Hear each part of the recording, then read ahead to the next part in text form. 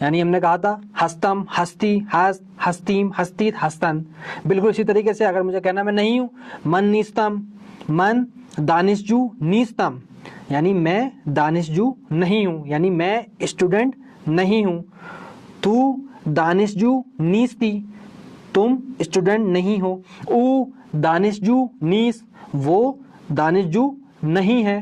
ما دانشجو نیستیم، ہم سب لگایا میں نے، لیکن اس کو ہم سب جو کریں گے تو کہیں گے ما ہمیں دانشجو نیستیم.